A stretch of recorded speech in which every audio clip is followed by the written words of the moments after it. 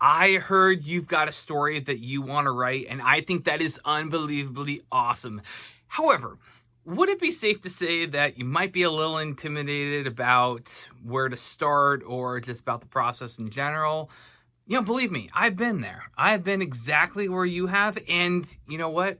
So has every other writer that I have met. So you are in very good company. However, I do want to share a few things that I think might actually make the process a little bit easier. So, if you stick around, I just want to tell you a few tips that I've learned the hard way. Tip number 1, writing is really hard. So, if you are thinking, man, how the heck am I going to get this scene written, or how am I going to get words on the page? Just understanding from the very beginning, it's going to be hard. That is perfectly normal. However, when it comes to writing a book, what separates those from that actually do write the book to those that don't is the ones that do write it, they actually believe they can do it. So one of the first things that you're going to have to do, even before you start writing the book, is you got to believe that you can actually do it. There's a common saying that those who think they can and those who think they can't are usually right. So if you think that you can't write a book, it's probably not going to happen. But if you believe that you can write a book, well, you are in much better company. So after you have that mindset of, I can write a book, then it's going to be the process of physically sitting down and just continuing to do it. You're going to notice that there are a lot of things that are going to prevent you from writing. You're going to find that sometimes you're not going to have as much time. You're going to find that sometimes you're just not quite sure where the ideas are going to be. Sometimes you're just not sure, where you necessarily want your characters to end up going. But the important thing is just don't give up. Now, this doesn't mean don't take breaks. Sometimes you can actually take a break for a period of time and then come back to it. But I think that separates those from actually completing a book as opposed to those who don't is the ones that do, they believe they can actually get their story done. So if you believe that you will, you will. Tip number 2, all stories come down to this. Someone, somewhere, did something for some reason, and it was worth telling.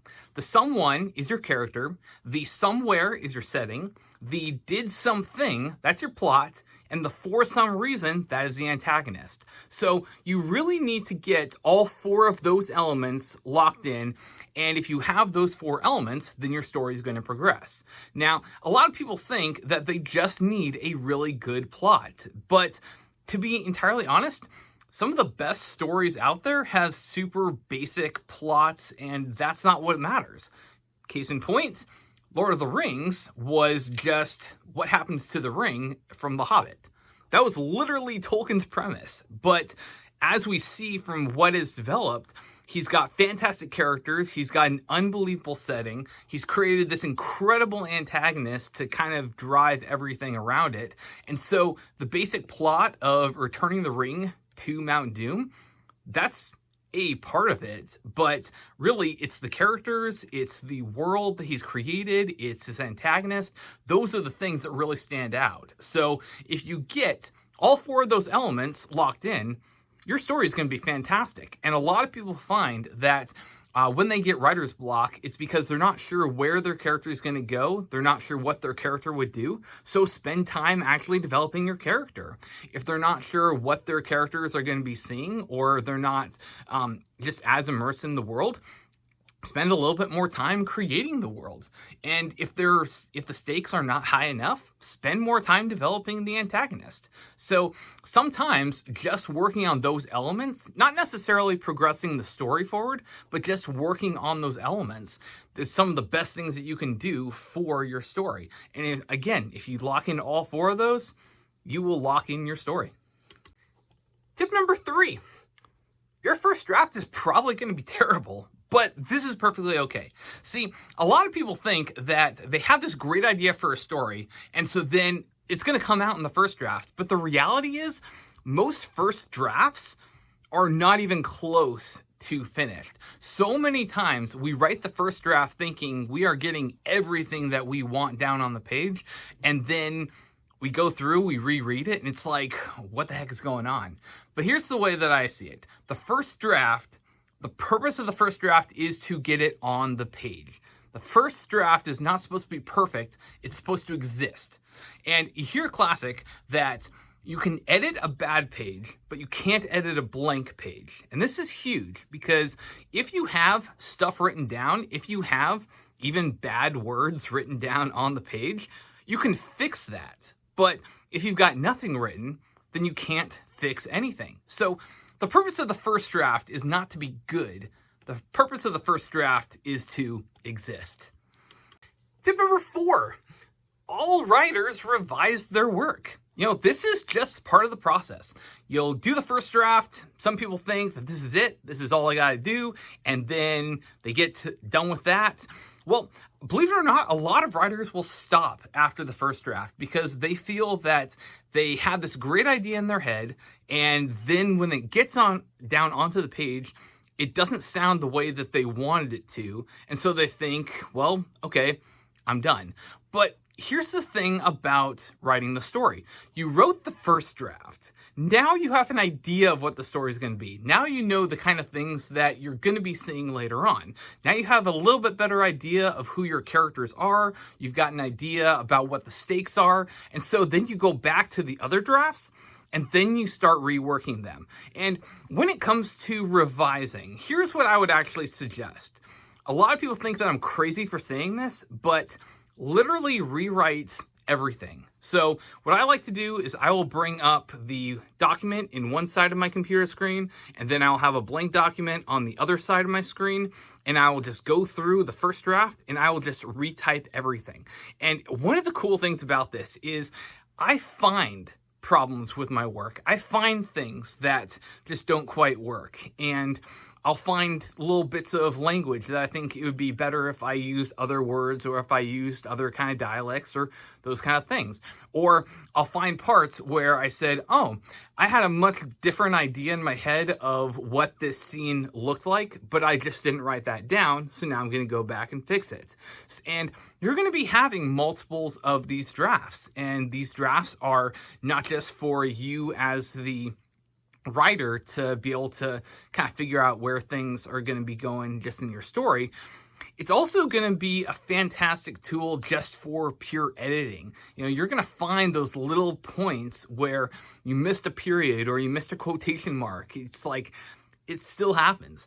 You're going to find those parts where you just misspelled a word or you used the other spelling of a word. Believe me, that throws things off like crazy. Your spell check is not necessarily going to check those ones. The word's going to be right, but it's just going to be the wrong actual word. So going through and actually doing revisions, this is a fantastic way to physically find how to make your story just a little bit better. And like I said, you're going to be doing multiple revisions through the course of this thing, and that's okay.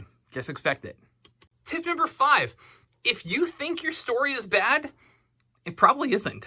So a lot of people think that they'll be going through, they have this great idea for a story, they've gone through, they've done multiple revisions, and then they're reading it again, and it's boring. And this is something that's kind of frustrating because you had this great idea at the beginning and you thought this was incredible, but then if you yourself as the writer can't be excited about it, then a reader is not going to. Well, this is not necessarily the case. See, bear in mind, you have been staring at this thing for possibly months or years. This is such an ingrained part of your life that you know these characters, you know this plot, you know this story, you know everything, you know all the twists. Nothing is a surprise for you at this point. And naturally you think, well, are my readers going to think this as well? And that's the thing, they're not. Your readers will be encountering this for the first time. That's it. Your readers will have never seen this before. And so when they finally do, it's going to be brand new for them. So all those little things that you've been working on, they're the kind of things that they're going to be excited about. All those little things that you were excited about at first, and then we're excited to add in for the next draft, and then we're excited for the next draft. They're going to see that and they're going to be excited too. And I guarantee you that all those little things that you get your joy out of, they're going to find joy in too. So you might think after 5, 6 drafts that your story is terrible. Well, I can guarantee that at that point, it probably is fantastic.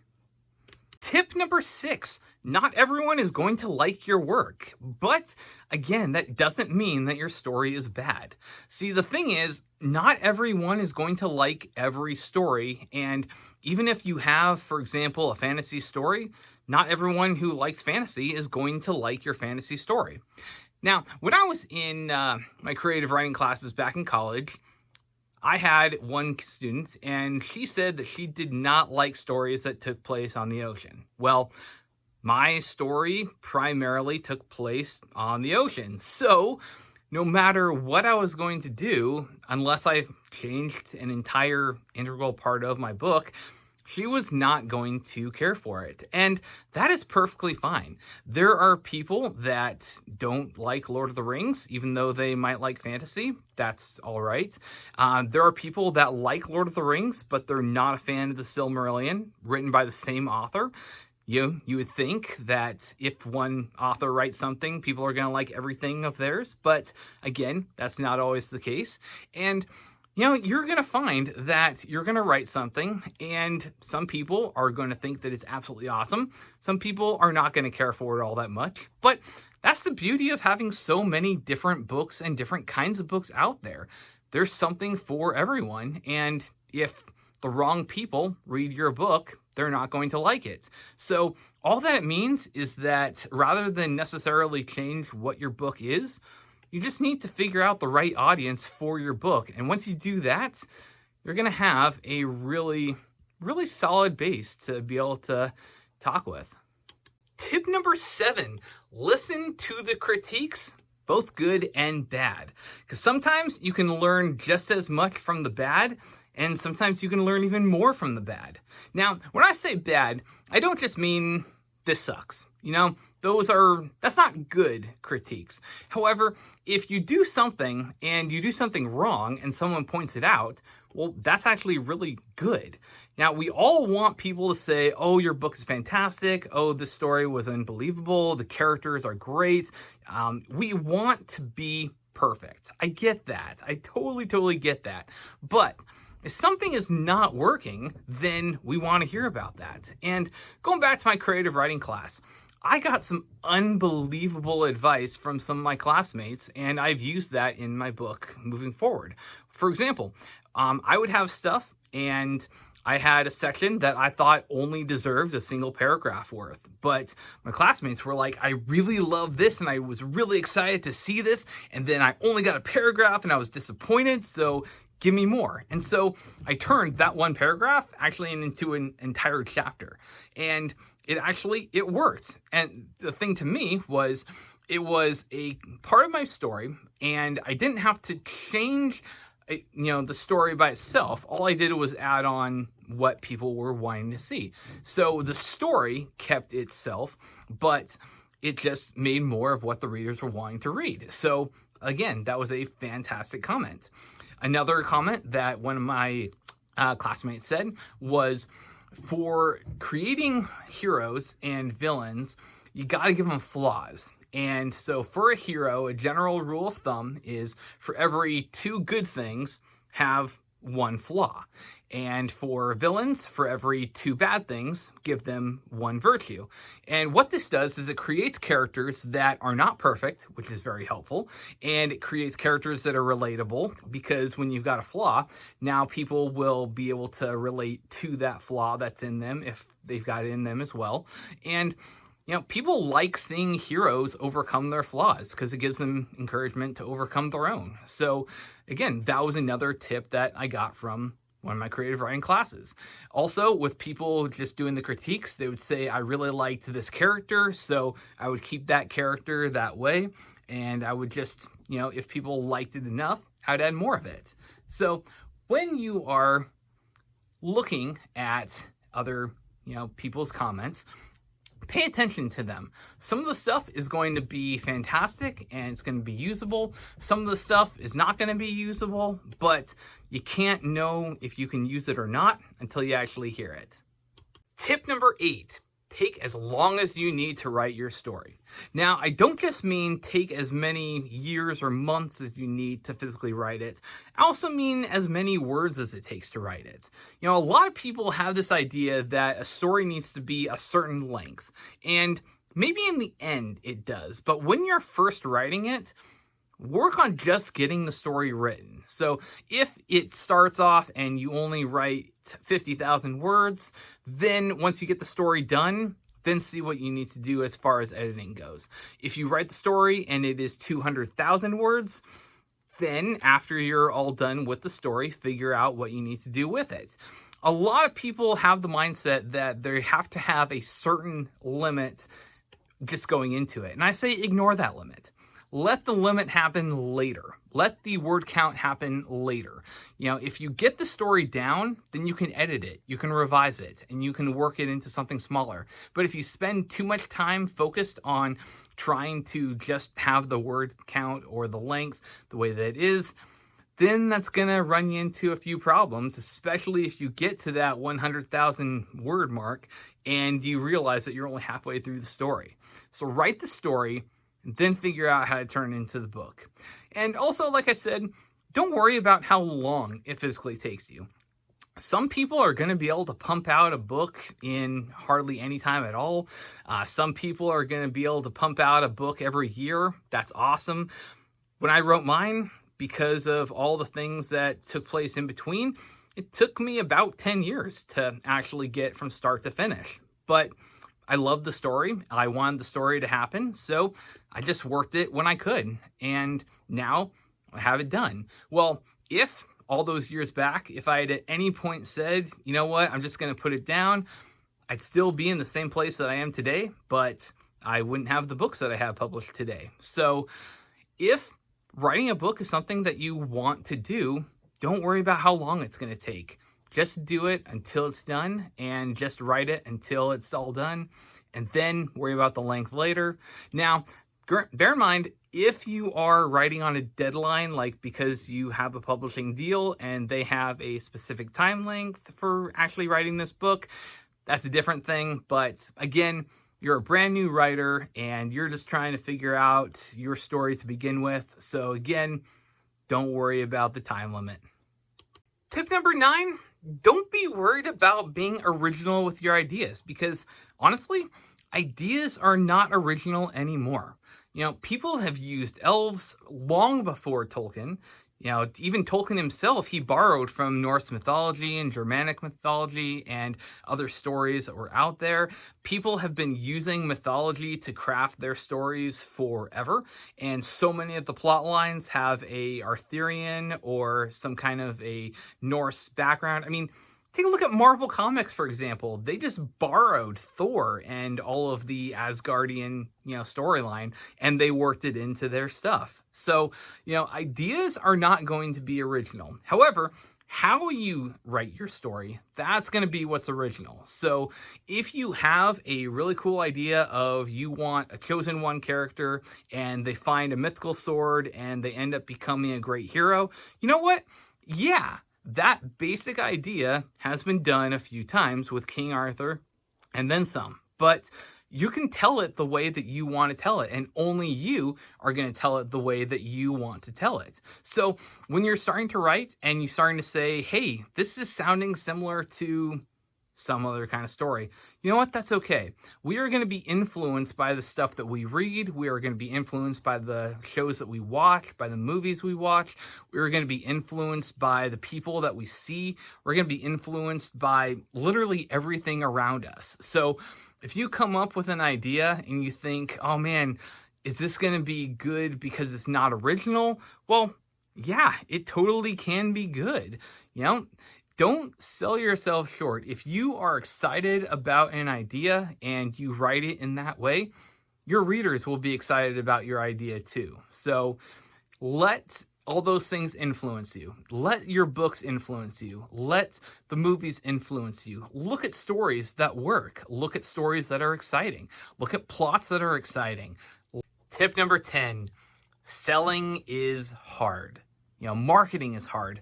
It's one thing to write a book, and it's one thing to be excited about a book, but to get other people excited about the book, that is a challenge. And there are going to be a lot of people that are going to encourage you to write the book, but not as many of them are going to be actually buying the book. And this is okay. This is a part of life, and it's not a fun part of life. But one of the things that a lot of writers don't realize is that not only do they have to actually write the book, but they're going to have to be marketing the book. So what I would suggest, and here's part of the reason that I've got this YouTube channel, you got to find a way to get yourself out there. And social media is a fantastic method. So if you've got Facebook, get on Facebook. If you've got Twitter, get on Twitter. If you've got a YouTube channel, get a YouTube channel. But the more ways that you have to get your book out there, the better. Now, once you start marketing your book your own self, when people start reading it and people start liking it, hopefully they'll start leaving reviews. Again, it is really hard to get people to leave reviews. So don't be discouraged if people aren't leaving you ratings or reviews on your books, even if they're buying them. It's just hard to get those. So again, that's part of life. But just because your book isn't selling doesn't mean your book isn't good. And going on the idea of YouTube channels, one of the things that a lot of YouTube content creator coaches have said is YouTube is the long game. So sometimes you're going to have a video and it's going to do fantastic at the beginning. Other videos are going to have nothing, and then later on they're going to get picked up, and then suddenly they're going to go viral. Some people find that their videos take a couple of years before they finally take off. Well, the same is going to be true with books, and especially if you're writing series. Here's another thing to pay attention to. A lot of writers will not sell well for their first book. Even the second one, not so much. But, with a series, they're going to, at least, first 3 or so. That's what a lot of the people that I have talked to have said about their books. Now, again, this is also because I'm writing in fantasy. Other people write in other genres and they have different kinds of success. So depending on your genre, it might do better. Also, it could just take a little bit more time. But the important thing is you have this desire to write a book. And if you successfully write that book, you're going to do far better than a lot of other people in this world. I believe the breakdown was that of all the people that actually start writing a book, only like 5% actually finish writing the book.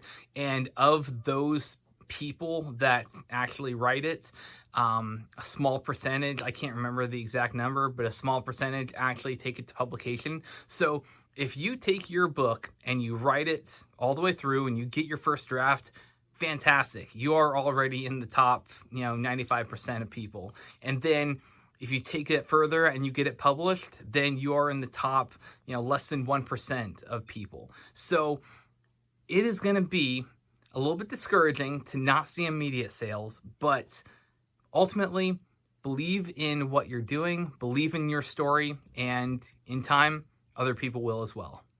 If this was something that you enjoyed or you found helpful, I'm really glad, and I really hope that you leave a like and subscribe to the channel, as it helps me to grow and helps me to, help more people.